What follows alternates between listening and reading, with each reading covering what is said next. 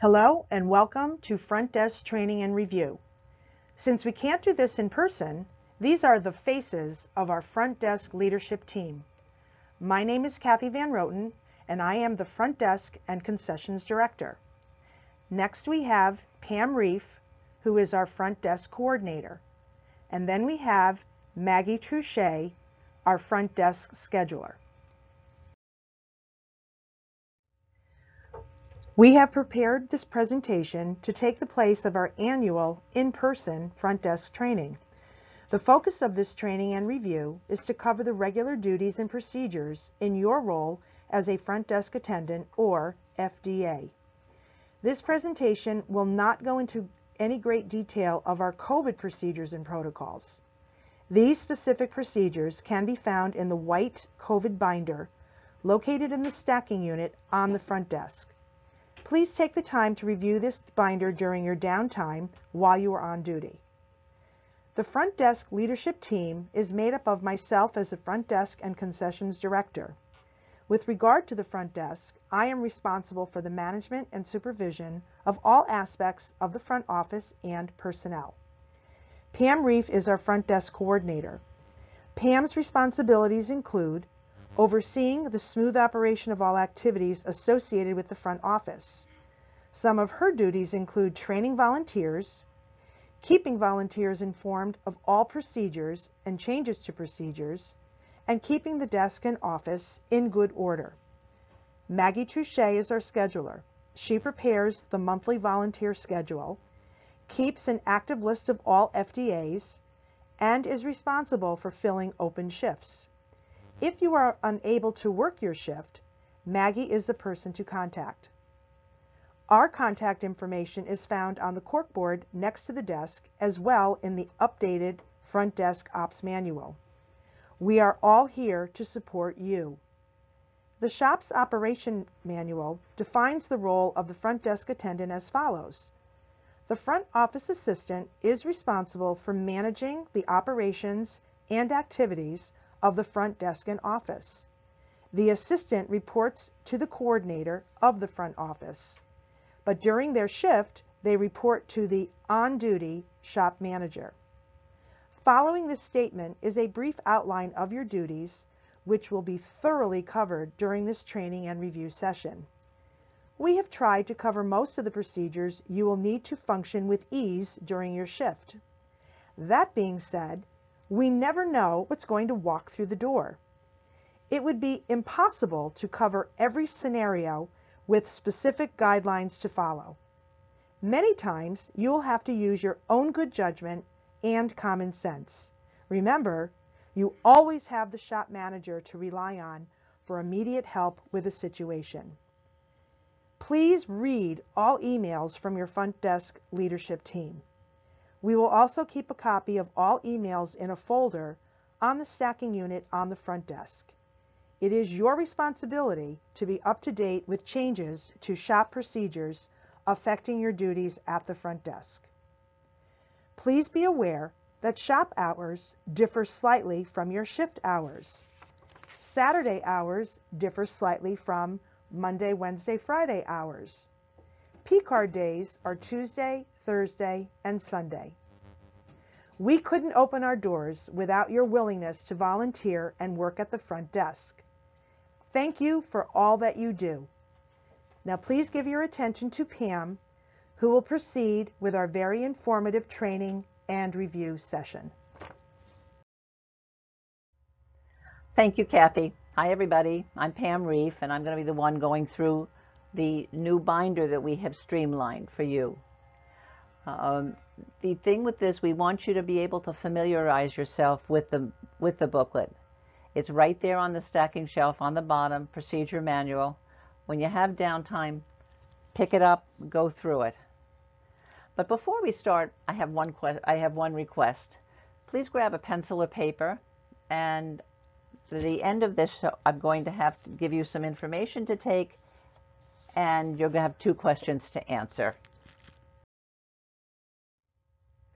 The first slide we have here, you're probably familiar with. This is what you do when you come in or what you do when you're leaving in the afternoon shift. You'll notice, though, that's written, these are the procedures for non-COVID times, for all times. The first one on the AM shift and the last one on the PM shift say to turn the sign. That's something you don't have to do. Please familiarize yourself with these. I usually work the AM shift, and when I had to come into a PM shift, I went to check the procedures. Don't think you don't need to pick it up every once in a while and check it. One thing I want to stress is when you're making your calls to the members for the starting hours you're to give them is 8:45. They are to be there for the morning shift, and 12:45 for the afternoon shift. And that's 10:45 and 12:45, 9:45 and 12:45 on Saturdays. These basic procedures are what we follow all the time. They are written right in front of you on cards. Kathy has placed them there on the ledge. Your COVID procedures still have to be followed. When you're putting up the sign for walk-ins okay or no walk-ins, it is to go on the outside of the door. Go outside on the, look at the, up at the top, there's a black metal hook for you to hang that sign there. It can't be seen when it's hung from the inside.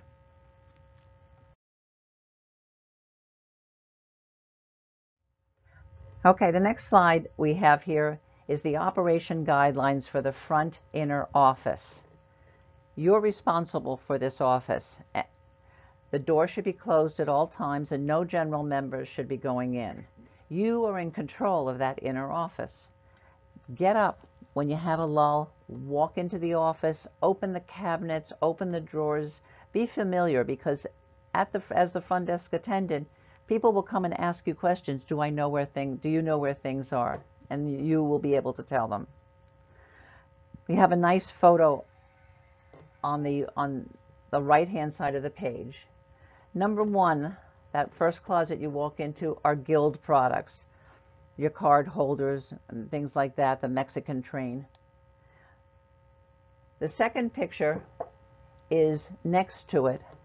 It is the supplies that we use for the woodworking accessories. These are sold to members only. These don't get sold to outside people. When you're looking at that, if you turn around 180 degrees, the protective eyewear is up on the shelf above you. Remember to get a ladder when you're getting that down, and you have a buddy there to make sure it's safe. Picture 3 is the copier.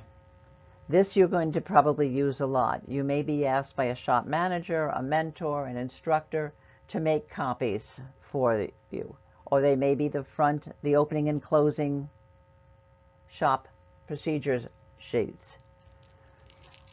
On the right-hand door, there is a laminated directions on how to make two-sided copies. Picture 4 you see is the doors closed to that supply closet. The last picture there, picture 5, shows the drawers. The bottom 3 drawers are the ones we're interested in. The lower left drawer is the front office file, papers that we use. The sheet of contents is in the binder. Check it out and look in the drawer. The middle drawer is the Guild Forms drawer. The legend is in the front of the file. Again, that's something you should be familiar with, because I know I've been asked several times, do I know where forms are? The last drawer on the lower right is the office supplies. If you need marker, pencils, paper clips, whatever you need, check in there and make sure that we have it. If you find we're running low, when you open that binder on the front inner panel, there's a sheet for supplies needed. Just leave a list there and I will be checking on it. Okay, this next one, it says general duties. This is the admission to the shop. This is what you've been doing, and one of the first things you learned when you started as an FDA. Now, under COVID, the thing that's different is members are not going to choose what their use of the shop is. You are going to be the one that controls that on the computer. After they've scanned their card and they're in, make sure that they have their protective eyewear, their badge, and of course their mask for the COVID protocols. And it's hard to check, but they need closed-toed shoes also. When a member scans in their badge, check the computer. Don't look at them, look at the computer, because they may come up with a message you need to read. For the most part, it'll just be admit to the shop. But they may have a message, not been in the shop for a while, or not a guild member. Well, if it comes up as not a guild member, that could be several things. It could be that they don't have their new card, which you just go to the badge box on the back and check to see if they have the new card. If it's not there, if they need a new card, fill out the request form. That's right in the drawer in front of you on the middle of the desk. If they need a new badge, you do the form and then put it in Mike Thomas's mailbox. Another message you may got is not been in the shop for a while. We'll cover that in a little bit. One other sheet to check is the non-payment, the 2021 membership not renewed as of 2/1/21. If they haven't paid their dues, which for this year is $30 a year instead of $50, they must pay by CAM, preferably check or exact change. At that moment, they cannot be admitted to the shop if they have not paid.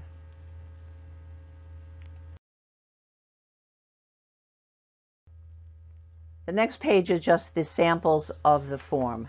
The 2021 membership not renewed, you'll have a list of names. The other one is the member renewal list, the member renewal sheet. That is behind you in the wall pockets over your right shoulder. Give them the form if they want to pay right then, and remind them to sign both sides. There is a waiver on the back side that they will need to sign. This is the sheet I was talking about. You get the message when a member scans in that says they haven't been in the shop for a while. Over your right shoulder, again in your wall pocket, there is a paper called Return to the Shop After a Long Absence. Give the member a copy. It's important. If the member wants to go in the shop that day, let the shop manager know that it has been a while and the mentor. And remind the member to check the storyboards and also to check in with the mentor and not be afraid to ask for help. This next slide is the visitors page. Right at this point, we are not doing tours. We don't have visitors coming in the shop.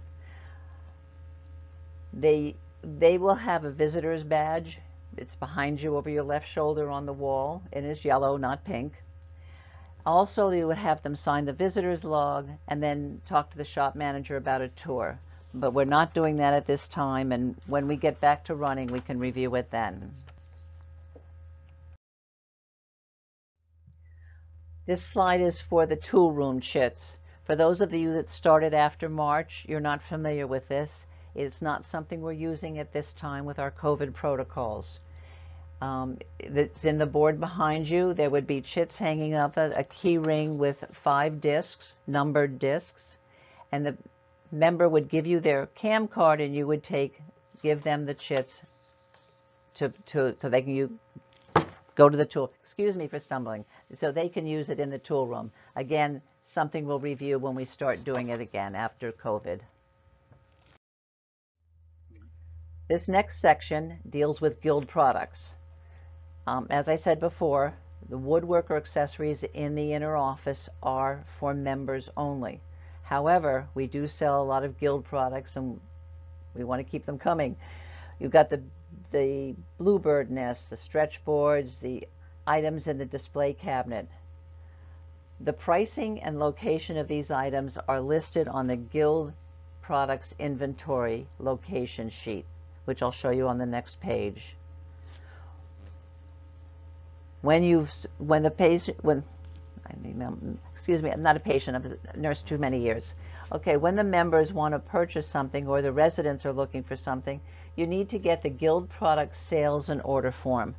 Include the amount, and don't forget to sign the bottom. We need your name on that for our records. On the next page, we're going to have samples of what those Guild product forms, sales and product form, and inventory forms look like. Okay, these are the samples of the Guild Products Sales and Order Form, which are in the wall pocket. But on the bulletin board is the Guild Products Inventory Locations. This is very important. After you've made the sale, take that sheet down, and in the on-hand column, cross out the number there and add the new number. If you've sold one item, one digit. If you've sold 4 items, subtract all 4. It's also going to tell you where to find them, but it's very important that you keep track of how many you sold. This is, again, that inventory is for refilling purposes. Okay, this is the mailbox request, which I'm sure we've all had when we're at the desk. Mailbox requests can be done in person or over the phone. If the resident is not sure of exactly what they need, you would fill it in as the form on the right is indicating.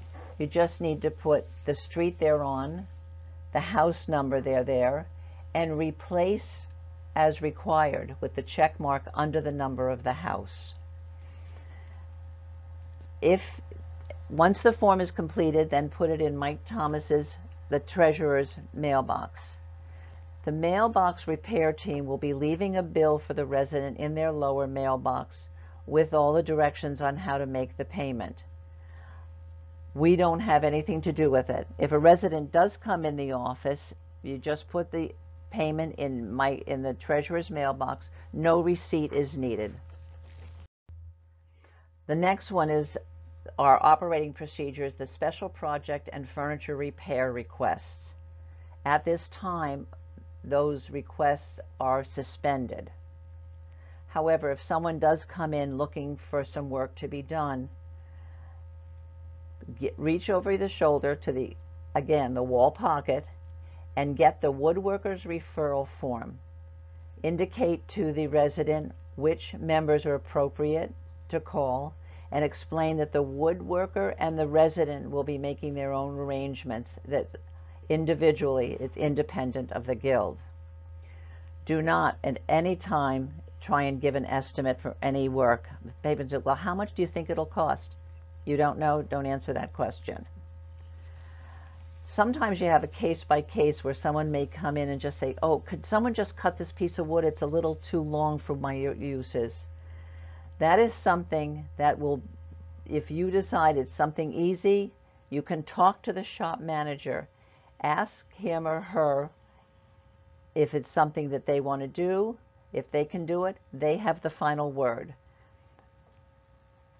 If someone comes in with the request, and just don't make a note and leave it for the next person. It's very important that you follow through to finish that. Either give them a referral phone number, tell them it's not being done, or leave a note for me, for myself, or Kathy if it's a big problem. The next slide you're seeing is the gift certificates. We don't get a lot of requests for this, but it's something we have. It is easy enough to fill in. The gift certificates are in the drawer that we talked about in the inner office under the front office forms. What you need to do would be to fill in the amount and date of sale. That would be it. Very simple. This is the Guild Products, how to handle the payments. This is an important one. First of all, we take CAM, check, and exact cash. The Guild Products sales order form is to be filled out completely for the Guild Products and also for the gift certificates. You're going to need to write a receipt to be filled out for every guild product and gift certificate that is sold. This gives you a detail on each one, how to handle the CAM card, how to handle the check, how to handle the cash. Receipts are going to be kept in there's a file on your right-hand drawer. You get your receipt book from there. Sometimes the member is going to say, I don't want a receipt. You still fill out the receipt, and then you can just discard the white copy that they don't want. These procedures for the payment are so important. This is our checks and balance system for inventory purposes. You can see the sample. On the CAM card, the customer signs the CAM card, not because that's going to the customer is giving permission to take the money out of their account, so you don't want to be signing it, okay? The second is the receipt. Now you will be signing. The FDA signs the bottom of the receipt. Okay, this is a picture of that side wall over your right shoulder. This is the cork bulletin board and the wall pockets. Familiarize yourself with the papers that are there. And when you're looking at it, if you find there's only 3 or 4 papers there, make copies. Fill the wall pockets. That's part of the duties of a front desk attendant. This slide, safety first. This is going to be used if there's an accident or an incident in the shop. Key people are listed there, key people who may need to be notified. The FDA, you do not call 911 unless it's told to you by the shop manager. The shop manager is the one who is in charge of directing the activities for any incident or accident. You will probably be asked to call the ICE number. That's very important, but don't take any action unless directed by the shop manager. This slide shows you the 2 sheets that are hung up on your corkboard. These are the names of the administrators, the executive board, the members at large, the volunteer coordinators, and the SIG coordinators. Get to know their names. You always have contact phone numbers. With the members at large, it tells you what they're in charge of, so you know who to give, what phone numbers to give. Become familiar with these names. The next one is the board of directors. You have the names there, but this is a chain of command and what the job descriptions are. This is in the book if anyone asks.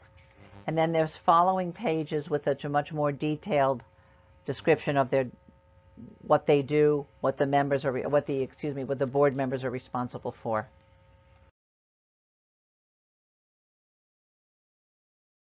Okay, the next slide are your concession managers. Again, for questions that you get, for people to call, you have contact information and you have pictures. Look at the pictures, get to know faces and names and responsibilities, because again, as front desk attendant, you're the one they come to with questions. Okay, we're at the final, we're in the home stretch. The last part of the binder, which you will be going through, is the appendix. The first one you see here is the donation policy. As a front desk attendant, you will have people coming in and wanting to donate things to the shop. This list is important, what we do and what we do not accept. The second page will be the legend for the forms that are in the Guild Forms drawer. And the third thing is the shop opening and closing reports in 2 separate pages. If you're asked to make copies of, it becomes one double-sided form.